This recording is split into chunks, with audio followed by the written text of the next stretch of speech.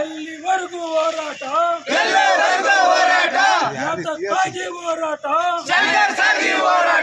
ಯಾತಕ್ಕಾಗಿ ಹೋರಾಟ ಅಯ್ಯಯ್ಯೋ ಅಯ್ಯಯ್ಯೋ ಅಯ್ಯಯ್ಯೋ ಅಯ್ಯಯ್ಯೋ ಬೇಕೇ ಬೇಕು ನ್ಯಾಯ ಬೇಕು ಬೇಕೇ ಬೇಕು ನ್ಯಾಯ ಬೇಕು ಬೇಕೇ ಬೇಕು ನ್ಯಾಯ ಬೇಕು ಮುಖ್ಯ ಶಿಕ್ಷಕರನ್ನು ಅಮಾನತುಗೊಳಿಸಿರುವ ಮೇಲ್ಪಟ್ಟ ಅಧಿಕಾರಿಗಳು ಹೇಳಿ ಧಿಕ್ಕಾರ. ಮುಖ್ಯ ಶಿಕ್ಷಕರನ್ನು ಕೂಡಲೇ ಅಮಾನತುಗೊಳಿಸಿರುವ ಉನ್ನತ ಮಟ್ಟದ ಅಧಿಕಾರಿಗಳಿಗೆ ಹೇಳಿ ಧಿಕ್ಕಾರ. ವಿನಾಕಾರಣ ಮುಖ್ಯ ಶಿಕ್ಷಕರನ್ನು ಅಮಾನತುಗೊಳಿಸಿರುವ ಉನ್ನತ ಮಟ್ಟದ ಅಧಿಕಾರಿಗಳಿಗೆ ಹೇಳಿ ಧಿಕ್ಕಾರ. ಬೇಕೇ ಬೇಕು ಬೇಕೇ ಬೇಕು ಏನೇ ಬರಲಿ ಏನೇ ಬರಲಿ ಎಂದಕ್ಕಾಗಿ ಹೋರಾಟ ಎಂದಕ್ಕಾಗಿ ಹೋರಾಟ.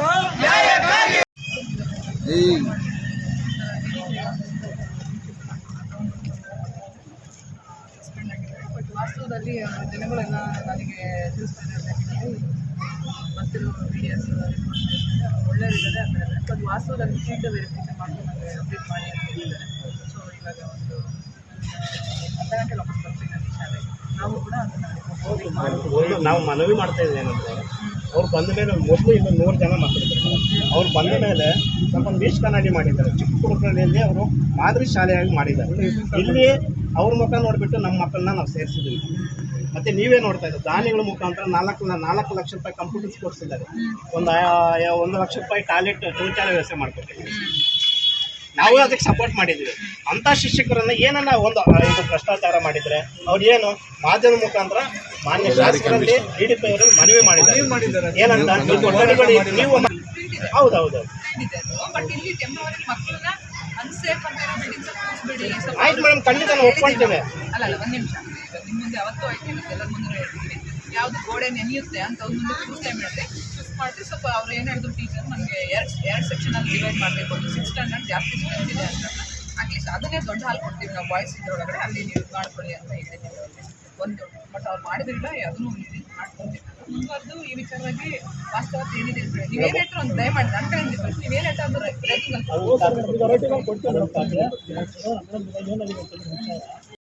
ಅವರು ಅಮಾನತು ಮಾಡಿದ್ರು. ಅವರಲ್ಲಿ ಏನೂ ಇಲ್ದಿರೋ ಕೂಡ ಪಾಪ ಈ ರೀತಿ ಮಾಡಿದ್ರೆ ತುಂಬ ಮೇಡಮ್ ಈಗ ಕ್ಷೇತ್ರ ಈಗ BO ಆಫೀಸಿಂದ ಇದೆ, ಮಕ್ಕಳು ನೋಡ್ತಾ ಇದ್ದಾರೆ. ರೂಮ್ ವ್ಯವಸ್ಥೆ ಹೆಂಗಿದೆ ಅಂತ ಮೇಡಮ್ ಅವ್ರಿಗೂ ಗೊತ್ತು. 2 ವರ್ಷದಿಂದ ನಾವು ಇದು ಮಾಡಿದ್ವಿ. ತಾಲೂಕು ದಂಡಾಧಿಕಾರಿ ಮುಖಾಂತರ ಸಭೆ ಮಾಡಿದ್ವಿ. 2 ವರ್ಷ ಟೈಮ್ ಕೇಳಿದ್ವಿ. ಆದರೆ 3ನೇ ವರ್ಷಕ್ಕೆ ಬಿಟ್ಟರೆ ಯಾವುದೇ ರೀತಿ ಆಗಲಿಲ್ಲ.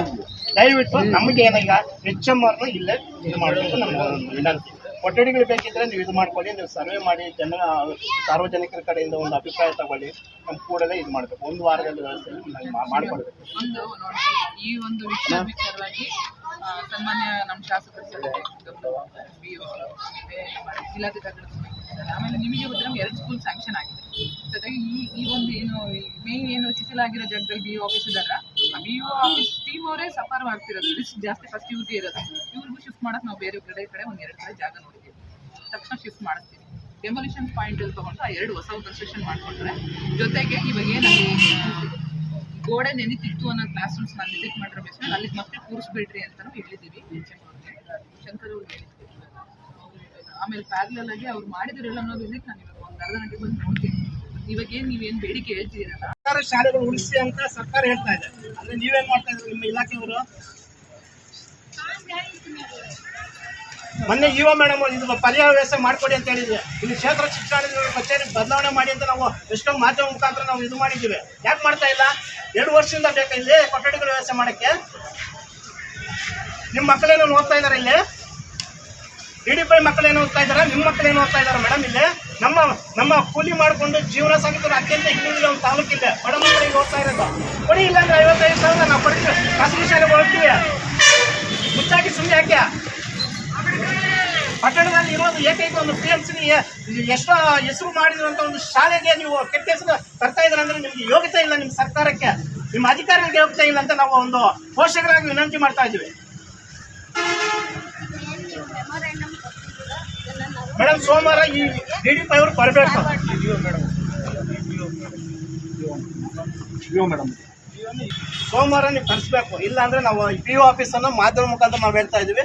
PO ಆಫೀಸ್ ಪೋಷಕರು ಬೇಗ ಆಗ್ತೀವಿ. ಪೊಲೀಸವ್ರಿಗೂ ಎಚ್ಚರಿಕೆ ಕೊಡ್ತಾ ಇದೀವಿ ಸರ್, ನಮ್ಗೊಂದು ಅವಕಾಶ ಮಾಡಿಕೊಡಿ. ನಮ್ಮ ಮಕ್ಕಳು ಓದ್ತಾ ಇರೋದು, ದಯವಿಟ್ಟು ಅಂತ ಶಿಕ್ಷಕರನ್ನು ಕರೆದುಕೊಂಡ್ರೆ ಈ ತಾಲೂಕಿಗೆ ಒಂದು ಕೆಟ್ಟ ಹೆಸರು ಈಗ ನಾವು ಪೊಲೀಸ್ ಇಲಾಖೆ ಅದನ್ನು ಮನವಿ ಮಾಡ್ತಾ ಇದೀವಿ. ನಾವು ಸೋಮವಾರ ಮುಖ್ಯ ಆಗ್ಲಿಕ್ಕೆ ರೆಡಿ ಇದ್ದೀವಿ. ನಾವು ನಮಗೆ ಪರ್ಮಿಷನ್ ಕೊಡಿ. DDP ಅವರು 10 ಗಂಟೆಗೆ ಬರ್ಬೇಕು ಮೇಡಮ್. ಇವತ್ತೇ ಕಮ್ಯುನಿಕೇಶನ್ ಮಾಡ್ತೀರಾ ಏನೋ ಗೊತ್ತಿಲ್ಲ ನಮ್ಗಂತೂ. ನೀವು DDP ಅವ್ರನ್ನ ಕರೆಸ್ಬೇಕು. ಯಾವ ಬೇಸ್ ಮೇಲೆ ನೀವು ಅಮಾನತು ಮಾಡಿದ್ದೀರಾ?